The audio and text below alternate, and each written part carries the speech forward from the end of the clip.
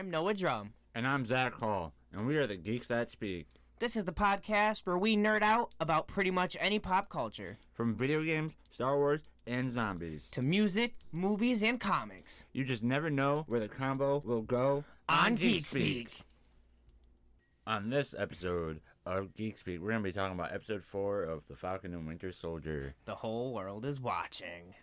The whole world is watching. Could that mean the whole power broker is watching? Who knows? I mean, Sharon's got satellites. The power broker's definitely watching. Yeah. But yeah. Dude, this episode started off in Wakanda, and I'm so freaking happy. Spoiler alert. Okay, time out. Sorry. Whoops. Spoiler alert for anyone who hasn't watched the episode yet. If you haven't watched the episode yet, what are you doing here? Like, what, do we gotta keep repeating ourselves every week for you to get the gist? Right. Like, come on, man. Get with the program. Anyway. But, yeah, as you were saying, the episode started off with a flashback in Wakanda. 6 years ago. Yeah. So sometime, like, right before he gets the new arm to go fight for literally Infinity before War. Infinity War. But, yeah. like, I'm so happy we got that, because I said last video, like, I really want to see more of Bucky in Wakanda, and I really want to see him become the White Wolf. Yeah, I mean, it was only, like, a minute, but... That minute had a lot of acting from Yeah. Sebastian Stan, though. Yeah. Because, obviously, you know how the conversation went. It started off... Well, I don't know how exactly it started off, but, Io... she said something to the lines of, "Oh, I'm gonna say the words and try to turn you into the Falcon." Jeez, I'm about to say the show. Wow, the Winter Soldier. Yeah, the Winter Soldier, and Bucky was like, "Are you sure?" And she was like, "I'll make sure you don't hurt anyone." She wasn't worried. Yeah, and you know she says the words, and. He's cured. He's free, as she says. It looked like he was restraining himself, but that wasn't needed because, well, his mind was free. So, right. Yeah. But that was definitely an interesting beginning. I liked that a lot. That was great. I love to see that. And it also makes me wonder, like, we kind of see that him and Io are a little closer. Like, yeah. How close are they? Did they have a little something going on, maybe? It definitely... I don't know. Like, if that flashback is telling us anything, they definitely did spend time together. What kind of time and how did they spend it? But well, I don't know. You never know. You really don't, unless the ending of the episode tells us something without actually saying it. Dude, did you see the video of the hour-long Zemo footage? Yeah, I saw an hour-long video uploaded by Marvel. An hour-long of Zemo dancing in the. I mean, I knew it wasn't going to be like an hour-long video. Yeah. Clearly it was. Yeah, no, it was looped. It was looped. I know that. But still, we got to see more. Yeah, we definitely saw more. Because Daniel Brühl even said, like, that was just an improvised scene and they only used a little part of his dance. Yeah. I wonder, like, obviously it's a nightclub, but I wonder if there was like any awkwardness, like, because he kind of does look awkward in that scene as it is. I think that was supposed to be part of it. Yeah. I don't know though. Oh yeah, so we couldn't find monsters, so we had to switch out the monsters with Yoo-Hoos, the next best thing. Yeah. Obviously. Yeah. After that, then it flashes back to the current time day with them in the alley, and Bucky says, they start talking, and again, Bucky, like, he says in Wakandan that he's a means to an end. Yeah. Talking to her, and Ao says, "Oh, you're right. Ao calls him the White Wolf. Again, you're right. That's where it came in. Okay. Yeah. He said that it happened in this episode, and I forgot. My bad.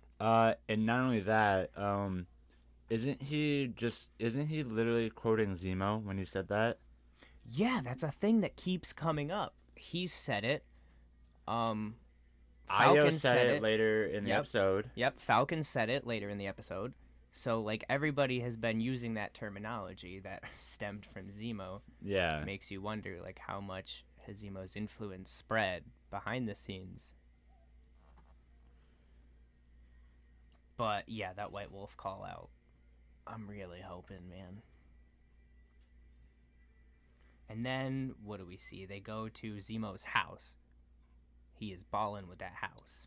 Yeah, it really is. And I think it's his house. I think it's just a place that they could lay low at. If anything, he probably had like his house is probably still somewhat near Sokovia or something. Right. But yeah, we see Bucky go back to where we last saw Bucky and or Sam and Zemo. Jesus. We know names. Yeah, we know names. We know names. Yeah, yeah. And what you see from the outside is like, oh, okay, it kind of looks like an apartment complex. But then you go inside and I'm like, not as nice as Sharon's place in Matterport, but still a nice place. Right. But from the conversation in Zemo's house, they were talking about Nagel's serum, and I think that even though Nagel's serum was a little more refined, it still affects the mind. Yeah. So, because they said that Carly's getting worse, and then Bucky said that the serum never corrupted Steve, and then Zemo was like, okay, touche, but there's never been another Steve Rogers, has there? Yeah. But then he looked right at Falcon, and like Falcon kind of glanced back at him, and I kind of wonder if Zemo did that and said that in that way on purpose to try and get under Falcon's skin, like maybe to make him doubt himself a little bit. Possibly. Because they were definitely at each other's necks in that scene, like with calling out. Right. And then there was that whole line about Zemo doing his head tilt thing, and then Zemo corrects himself. I never even noticed that until he called it out, and then I had to go rewatch the scene and be like, oh, okay, that head tilt thing. Yeah, like obviously that's not really important, but I just found it funny how like Sam calls Zemo out. He puts it like he stands his head back up straight instead of like something like you know when he does that shit's about to go down and he's like right, and he's like, I'm fine. He looked a little intimidated though, like when Bucky got at his face later. I think it was like So I mean, I don't know. But then what did they do? They went to look for Doña Madani. Yeah, they were asking about. And in case you're wondering, Zemo's a bad guy. Yeah. How did they show that? They literally made him give candy to random children. Yeah, as he's singing Bye Bye Black Sheep. I kind of like that, actually. I kind of thought it was weird how he was singing, but I liked it. But some people might see that as like a pedophile. I do see where that was weird. Just give him a white van and right, he's fine. He's already got the mask. Yeah, really. But if you think about it though, they are like not refugee, they are displaced people. Yeah. So you can kind of compare them to refugees, I guess. Yeah. Whatever. They live in a compound where they're probably used to strangers giving them stuff. So it wouldn't be uncommon for someone to go in there and help them out like that. And then but that candy was in his house when him and Sam were talking, so yeah, that shows you how much planning that he put into that. And not only that, the same little girl that we see him talk to, asking about Donya's funeral, we see him literally like 10 minutes later give the girl 500 euros or whatever the currency whatever is. Was there. I don't know what it was. And not only that, during that, but during that scene, he also says, "You see those two men? They're bad people. Do you keep it have this be our little secret or something?" Not surprising. Yeah, not at all. I mean, I didn't expect it, but when he did it, I was like, yeah, that sounds about right. Yeah. Which, like, to him, sure, they are bad people because But at he was the just same trying to time, secure his information. yeah. I know what he was trying to do. And it kind of worked. But then, Bucky got a little scary when he threw the teacup. And he was like, you want to see what someone can do with leverage? Yeah, literally, as Sam worded it to Sharon, because Sharon is brought back into the episode. Oh, yeah, because Sam calls Sharon. He mentions that he's holding us hostage with the information. I liked when Sam called Sharon because for me that kind of was the scene that confirmed for everybody that like she's not the power broker, but she's just working for him or with him or something. Yeah, like she's not the power broker. Like I never thought she was the power broker to begin with, but I'm pretty sure this episode proves that she isn't. Right, me neither. But like this is pretty much confirmation that she's not. Why would she be talking like she's just not?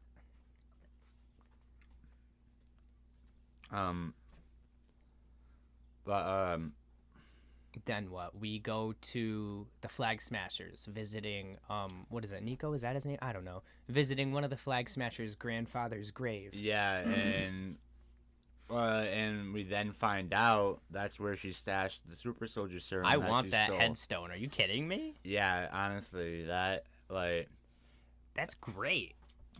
I was literally about to ask myself oh, who is this Lucas guy? And then we find out, oh, it's his grandfather that was a soldier. Right, and then we find out that fought Nazis. We find out that he didn't fight next to Cap, but he was around in that era, and his grandson grew up liking Cap. Yeah, or at least the idea of him, because he believed that Captain America could make the world a better place. But when they're talking at his grave, the Flag Smasher says that his grandfather had a saying, if you're doing something and it makes you scared, it's probably the right thing. Yeah. And that's just, I don't know, that's just like total hooey to me. Like, that's just horse crap. What does that even mean? I mean, how many times have you done something that scares you and it is the wrong thing? Like, what is that saying? I think he was mainly referring to as like acts of heroism. Like fighting a war that takes balls, actually. Right, that's what I think. I think because he said it was his grandfather's saying, so yeah. I think that his grandfather got it from the army. Like in current day, I could definitely see that saying meaning absolute hooey, because a lot of people do things that they're scared to do for the first time, but then look at alcohol. Like if you're scared to drink for the first time and you could become an alcoholic, or if you do illegal drugs, you could become a drug addict and overdose. And right yeah, that may be scary to do, but I don't know. I don't like that saying. I don't know why he used it as motivation. It's just pretty horse crap to me. Like I said, in current day, yes, horse crap. And then he thinks that Carly could be Captain America, and just no, like don't get me wrong, she's not a bad person. She totally. All right, so she believes what she's doing is right, but she's going about it the wrong way, as Sam stated in a later conversation between her and... Lean into your mic, dude. Bro. Well, like... but yeah. Get up there. But, as I was saying, that's what Sam later says to Carly in a conversation they have shortly after the memorial for Donya. So, yeah. But speaking of that conversation, Sam also compares Carly and the Flag Smashers. Nah, I don't even care about that conversation. I'm still on the conversation between her and him at his grandfather's grave. Because, like, that was still full of horse crap to me. No, it definitely was. Another thing he said is, the saying, today's heroes don't have the luxury of keeping their hands clean. Which, like, I don't know. First of all, I kind of agree with that overall message. Like, yeah, they don't necessarily have that luxury, but also, like, no hero ever has really had that luxury. Every hero's got their hands dirty at some point. Yeah, literally. Like Captain America, Steve, for a while he was a nomad, so... Right. And then he's, like, I don't know. especially Steve. He did. I mean, he used a gun in the beginning. He was in the war. He's killed people before. Yeah, no, definitely. But he's only done it when you absolutely need to. Whereas to Carly, who we've seen bomb a building just because like she's trying to send a message. Yeah. Oh, and speaking of that, the news station says that one of the people killed during that bombing was a father of two. Right, and everyone like is like all the flag smashers are like kind of looking at her, and she's like, "Yeah, I killed that guy." That's gonna drive a wedge between them, I think. Yeah, definitely. But also, like about that saying kind of proves that Zemo's right. Like something that he said in episode 3, when they were on the plane going to Madripoor, he said that the problem with super soldiers is that we put them on pedestals, they become icons, and then we forget about their flaws. And that's kind of true in that saying, because the guy said today's heroes don't have the luxury of keeping their hands clean, which means he thinks old heroes did have that luxury, which means he's forgotten all the times that old heroes like Steve have gotten their hands dirty. Yeah. Because they haven't had that luxury. So it just, I don't know, just to me it proves Zemo's right. Which I don't want him to be, but... I mean, but, you know, if he's right, he's right. You gotta admit it. Right, yeah.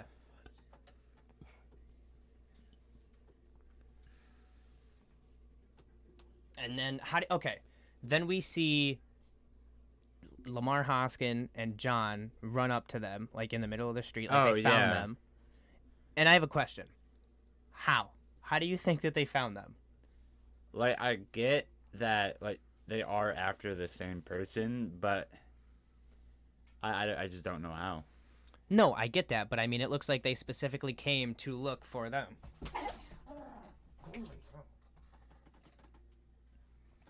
But, yeah.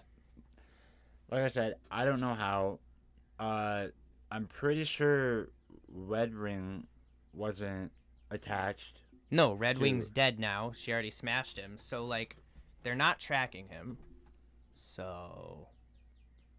the way he said it, like, oh, Avengers can't just walk around without being noticed. I feel like someone told him. Yes, someone had to have, because, like I said, I just don't see how they're being tracked. But also in the last episode, we saw them end when he was done threatening the guy with, like, oh, okay, then let's go find... I can't remember how he said it, but he basically said he was going to go visit Bucky and Sam. He said, let's go find some people who might have some information then. Yeah. So it was clearly his plan to come find them, but like I'm really curious just as to how he did that. And then I like how in that scene as they're walking to meet Zemo's contact, like Sam and John have a bit of like a leader power struggle. Like Sam has a plan, but John doesn't really want him to do it. And it I don't know. To me, that whole scene just kind of shows how Sam's a better leader. Yeah. Because like he clearly had the better plan. And not only that, Sam tried to... because really what he does, and he said it, is like he talks to, like, or consoles ex-soldiers, whether it's, you know, U.S., Army, the it doesn't military, matter what. He's just... yeah. He's a counselor, so that's good. He wants to try and talk her down. And I feel like that would have worked if John just didn't come in and just barge in the middle of their conversation. Right. Like, but I like how when they met the little girl, John yelled, "Hey, what the hell?" Yeah. Like he was the only one that was like, "What is this?" Just don't worry about it. Which I kind of agree with, but it's just one of those little details that shows you that John's not like a total piece of crap. Yeah. Yeah. It may be odd, like, he's just different. A group of 5 grown-ass men meeting with a 8, 9, 10-year-old girl. You know, whatever. It happens. Yeah, it happens. In the MCU, at least. Oh, my gosh. But after, you know, Zemo and them meet up with his contact, like, we've already established that Sam... like wants to try to console with Carly or whatever, John only gives him 10 minutes Yeah, to do only so. 10 minutes, but wants to barge in before the 10 minutes is even up. Right. Like I was saying, I feel like that whole plan would have worked, or maybe it would have gone down better if maybe Sam was a little honest with her, like, "Oh, I came alone, but you clearly didn't." Right. But okay. I get why he said that. Like, I get why, because she'd be on edge if she knew that there was You're right, Bucky's, though. He could have got away with saying, like, they're outside. They kind of want to fuck you up, but I just want to talk. Yeah. And then that whole conversation leads to Sam comparing her and the Flag Smashers to supremacists, and he even, like, literally got his point straight. Like, you're killing people by doing what you believe is right. And then Carly was like, the way that you're saying it is making it sound like. Then she pauses, and I'm like, yeah, Yeah. But she calls Sam either brilliant or hopelessly optimistic, and like, maybe yeah, can I be both? that's pretty much Steve Rogers. I mean, yeah. Like, that's kind of what Cap has to be. So that just kind of shows you that, like, we're getting to the end of the series, and Sam is almost there. He's almost ready to be Cap. He's getting molded. And then, of course, Zemo escaped. Yeah. John ends up cuffing Zemo to some like water heater thing. Yeah, or like a water. Know. Yeah, and we see him escape somehow, and then we see him because John had to barge in on the conversation. Yeah, literally, if John had just stayed right there, Zemo wouldn't have gotten away. But Zemo, he ends up running into Carly, shoots her. Is it one? Did he land 1 or 2 shots on her? I think he landed 1. But yeah, we see him shoot her, but not finish the job. And when she gets shot, she drops the super soldier serum vials, and he was like, "Is that what I think that is?" And just starts stepping on them. And right before he gets to break the last one, John throws the shield at Zemo, knocks him out, and then he takes that last vial for himself. Of course he does. Which I knew something was up the second I saw him notice that vial and then put it like away in his like I knew he was gonna hide it. No, it was like in a side pocket or something. But I knew that was gonna happen as soon as he found it. Yeah. I was like, oh man. And I'm like, all right. What's his plan? I didn't expect him to take it so soon, though. If I'm honest. Yeah, I thought he was gonna like. Part of me was thinking like, oh, he's gonna open that vial right now and just gulp it down real quick. Nah, he just puts it in his pocket, and then 10 minutes later in the episode, we don't see him take it, but we know he took it. Yeah, we know he took it. We know he took it. But Carly gets another text from the power broker. Yeah. And they're probably getting ready to reveal him soon, I hope. I knew they were going to wait till the end. Yeah, he's going to be a big bad moving forward, just like they did with WandaVision. We don't know who, because someone's clearly behind that book. Clearly. The Darkhold. But dude, we cut to Zemo and Sam talking in their house, and we get to hear Zemo say that line from the trailer: "Super soldiers cannot be allowed to exist." Oh, yeah. I didn't notice that at first. Yeah, he was sitting on the couch, but they had it cut over him putting the mask on, I think, in the trailer or something. And then Sam says, okay, but what about Bucky? And then nobody really gets to answer that because they get cut off. Yeah. And I'm curious if Zemo's gonna let Bucky live, or if he's just gonna... He definitely has a plan. Not care.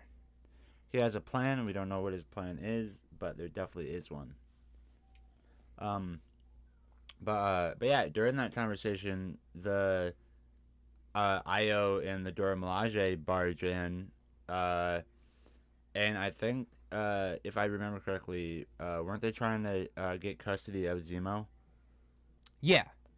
Right before the Dora barge in, though, he says, I like how Bucky yelled at Sam about, like, giving the shield away. Because he was like, why'd you give it to Walker? Oh, I didn't give it to him. Well, Steve didn't give it to him. Yeah. Like, that just shows you he's still holding a petty little grudge. Yeah. He like, the really same is. way how he said, like, oh, we're not partners earlier in the episode. But I understand why, though. I get it. But also, you'd think after all the events leading to this, they'd be on the same page by now. Yeah. Maybe we'll see them develop more closely in the last 2 episodes. Or do you think they're actually going to separate? I mean, that's what Carly's plan was, to get them separated. No, her plan was to separate them from Battlestar and Cap, exactly how it happened. Oh, okay. To kill Cap. I thought she was referring to separate. No. Yeah, okay. Because she wanted to separate Sam, knowing that Bucky would come along, because she even said, oh, I see you didn't come alone, which kind of helped her, actually. But, I don't know, maybe they'll leave it on a cliffhanger scene, and we're just left to guess whether they're partnering up again, or they mean, after that, I don't see them partnering up. I don't know, I personally would love to see them go back and fix Sam's boat up and just have a bubblegum shrimp company. Bucky with his arm could be Lieutenant Dan. Lieutenant Buck. You're an idiot, bro.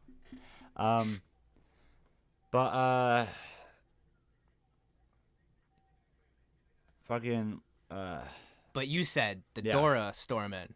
Yeah. And I'm a little impressed on how spot on they made John Walker sound as portraying an American. They made him sound real cocky, and it's kind of, like, impressive. Because he's disrespectful to the Dora. He calls their spears pointy little sticks. And he's like, I'm John Walker, Captain America. I'm just going to talk down to you this entire conversation. Yeah, and then that line between John and Io, you have no jurisdiction here. As the Dora Milaje, we have jurisdiction wherever we please. The Dora Milaje have jurisdiction wherever the Dora Milaje find themselves to be. Yeah. But yeah, like, it's literally zero fucks are given.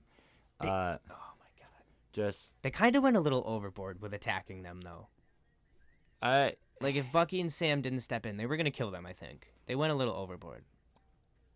I mean, I could see why, though. Like, John Walker was disrespecting He shouldn't have touched them the her, entire right? time. He shouldn't have touched her, but still, I mean, you clearly beat the crap out of both of them. You really have to murder them? Why? Yeah. Which, obviously, Bucky and Sam saved their lives. I love Bucky. Looking strong, John. He wasn't going to do anything. And he really wasn't.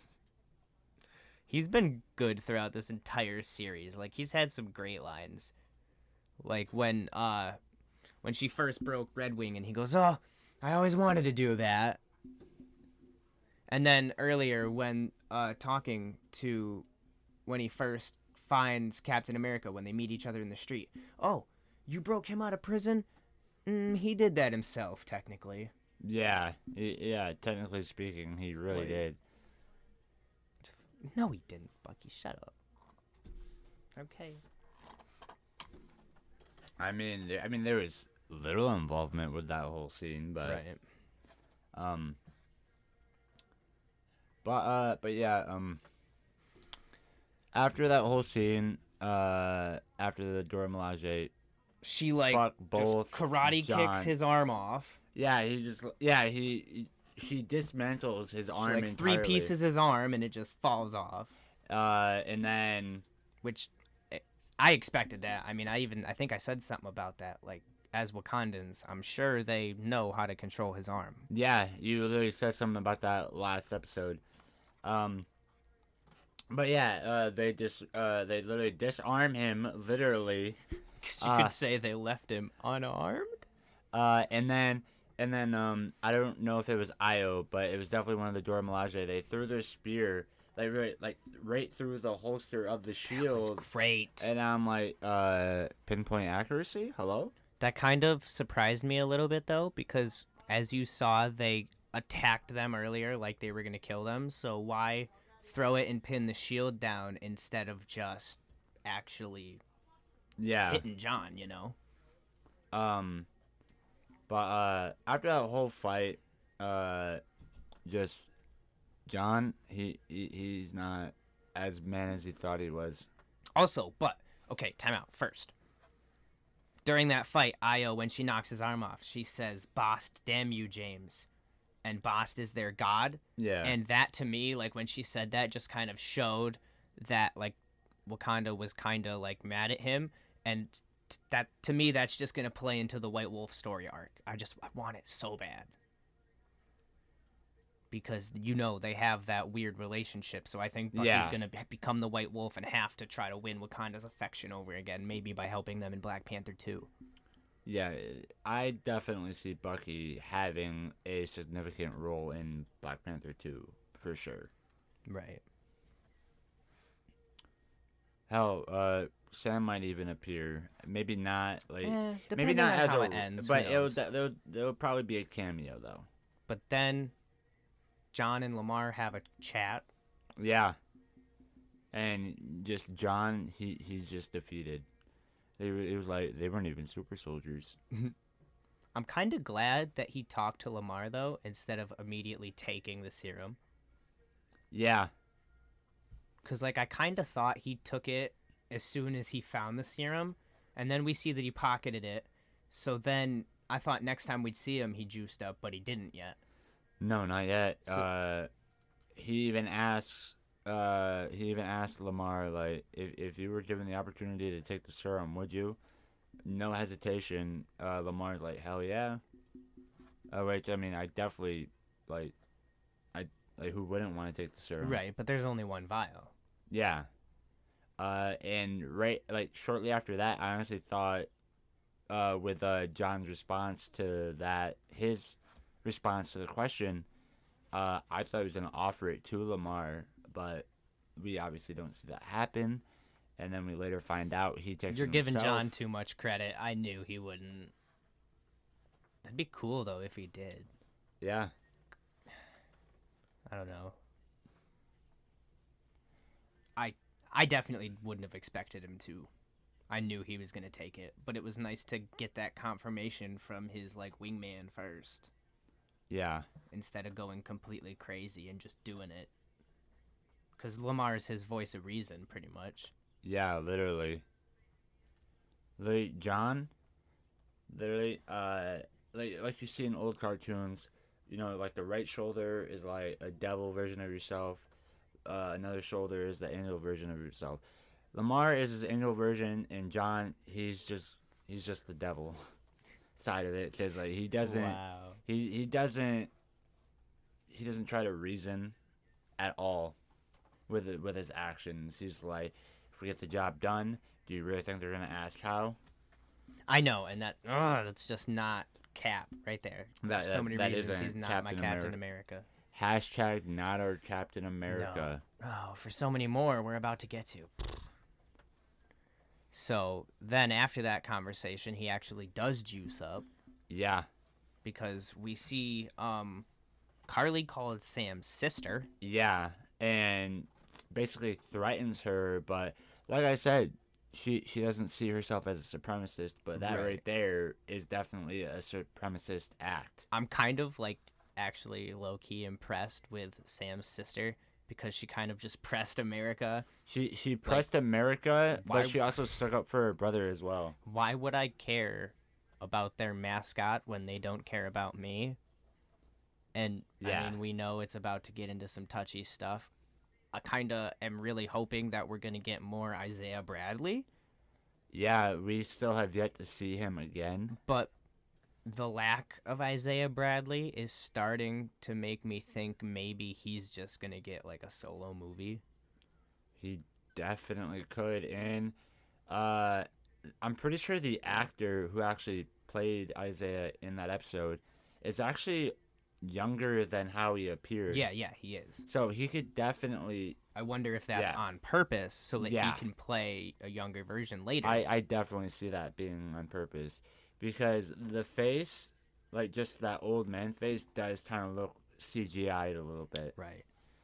But I don't know. We'll have to see how that goes. Because, I mean, his grandson has to come into it as one of the Young Avengers anyway. Yeah. So he's definitely not going anywhere. He was introduced for a reason. Yeah, they don't introduce a character that has a significant role for nothing. He's Mephisto. Yeah, definitely Mephisto. He's a Skrull, dude. Yeah, bro. Honestly, that kind of would be another cool plant for a Skrull, him. Because another character that is just introduced, we don't really know. So maybe don't show he's a Skrull now, but if he pops up as a Skrull later after he's won our trust for Secret Invasion, be kind of cool. I'll hate you. Because you mention Skrulls all the time. Just saying, dude. Just saying.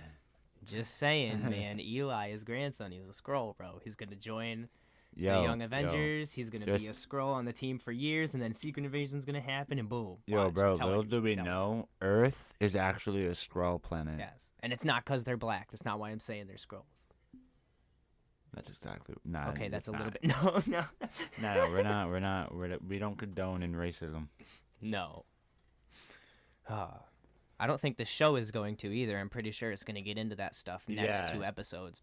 Because, like, Sam better be freaking Captain America within one of these 2 episodes coming up. Yeah.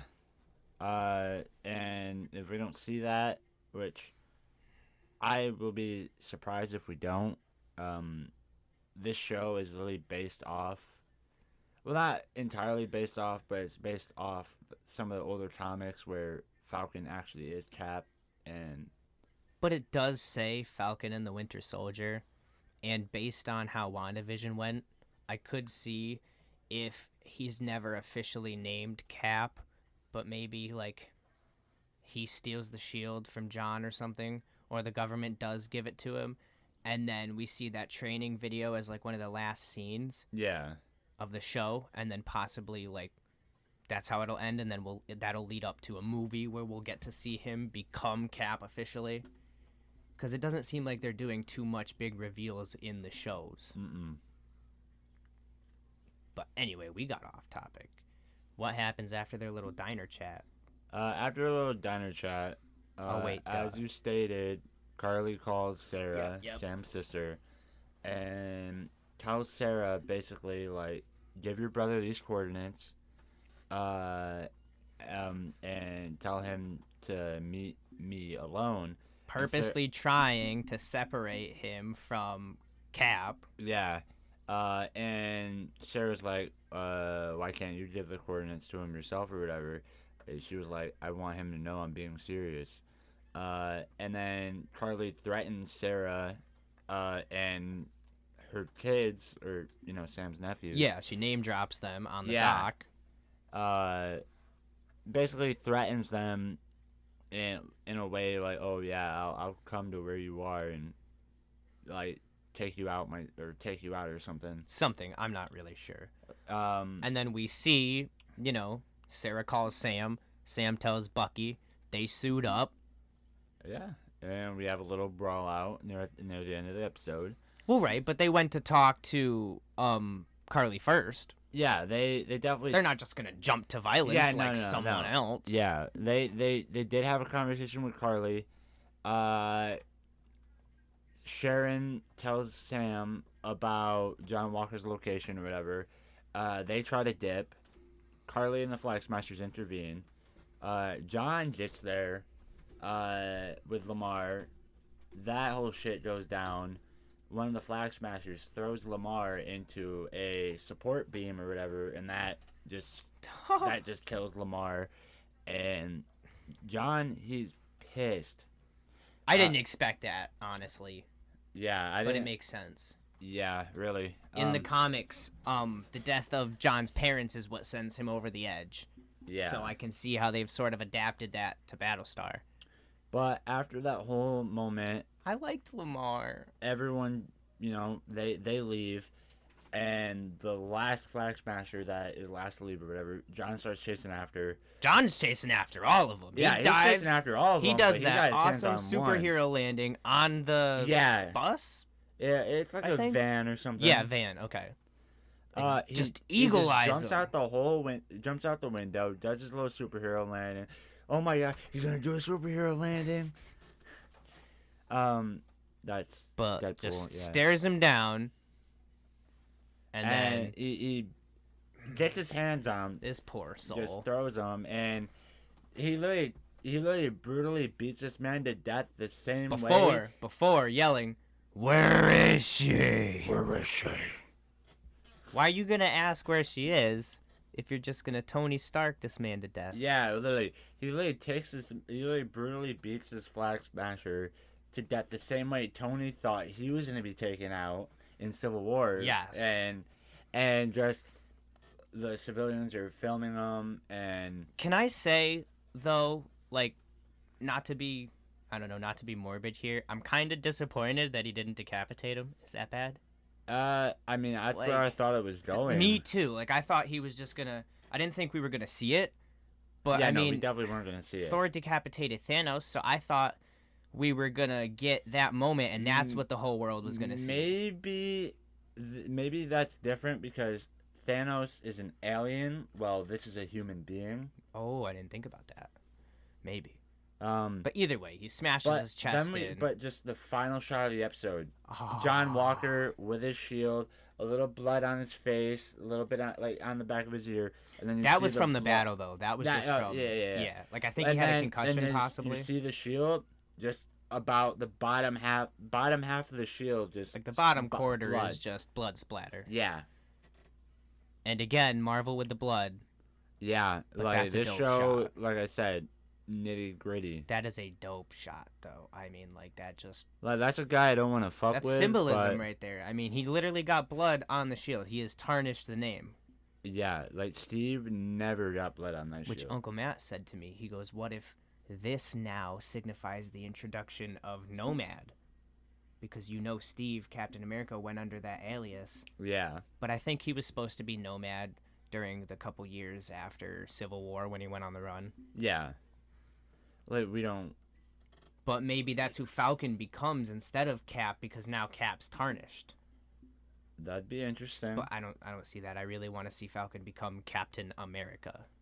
Honestly, you want to know... This is my theory.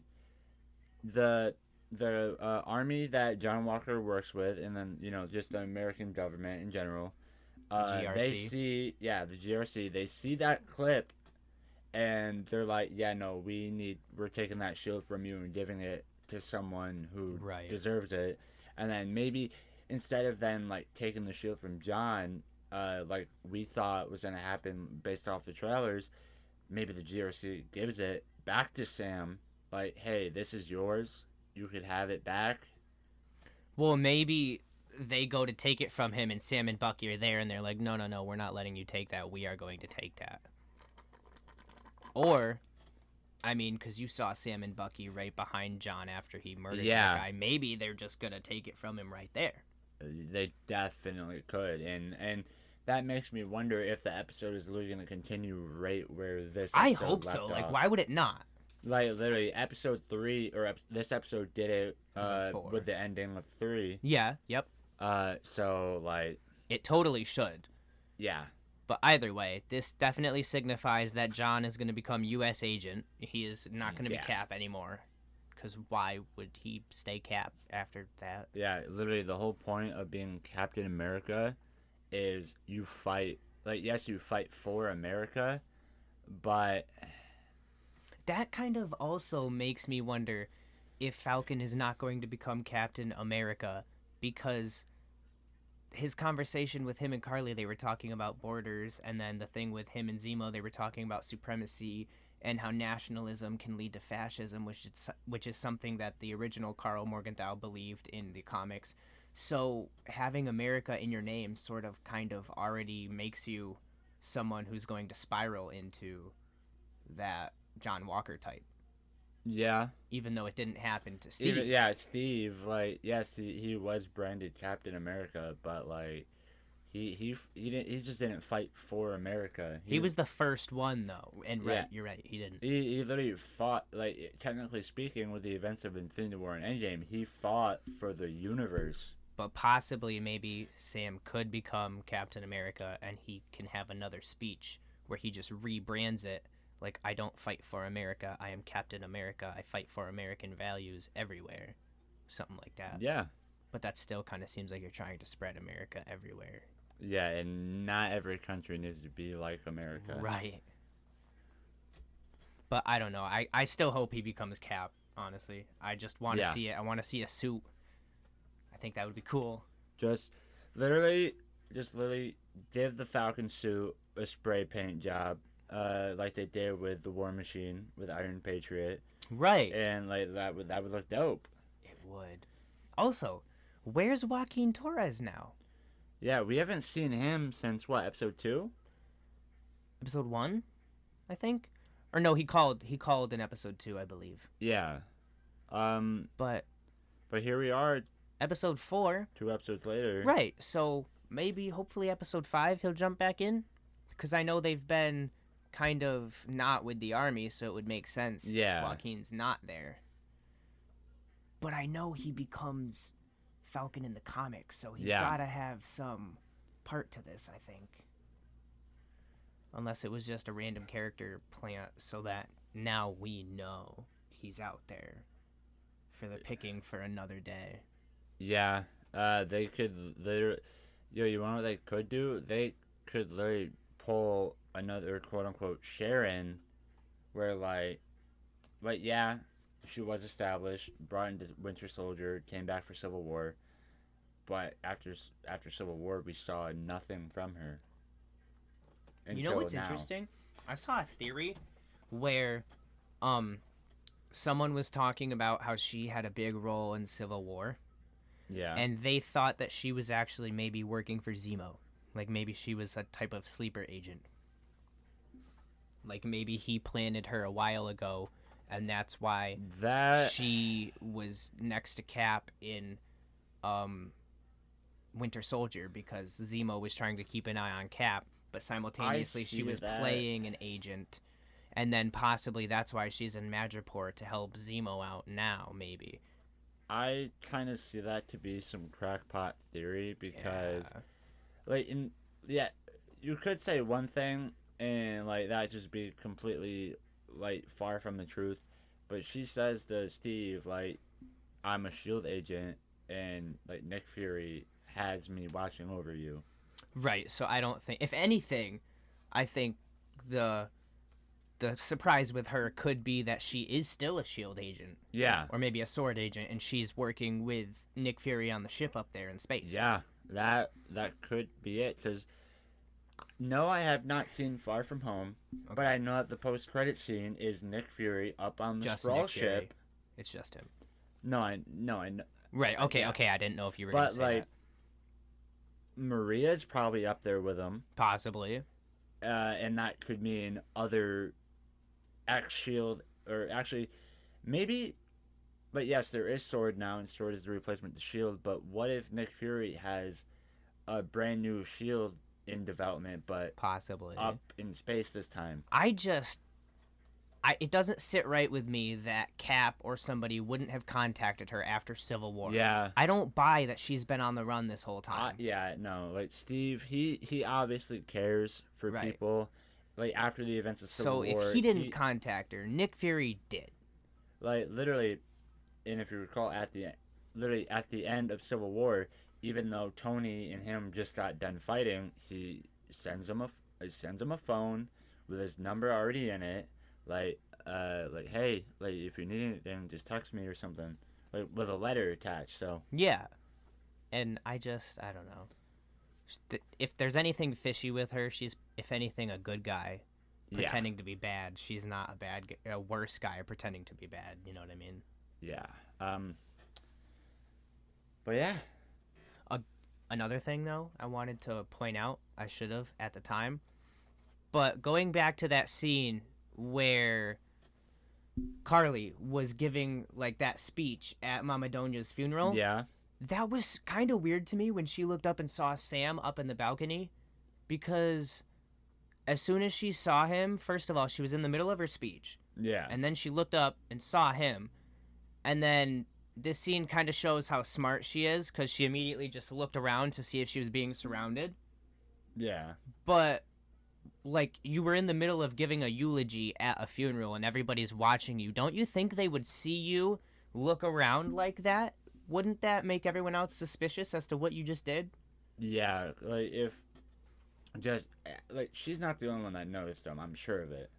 Like other people that were standing behind her clearly would have noticed.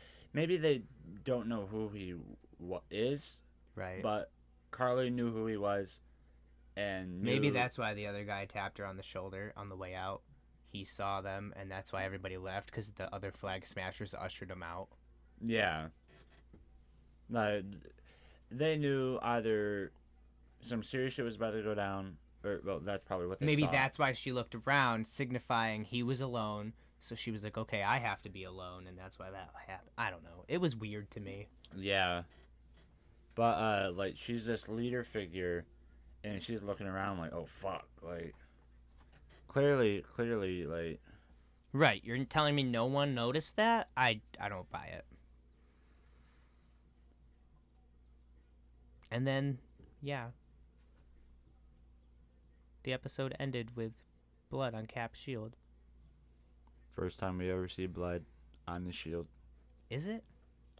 I mean, maybe like a drop of blood or two has been on the shield, but not that amount of blood where you can see it clear as day.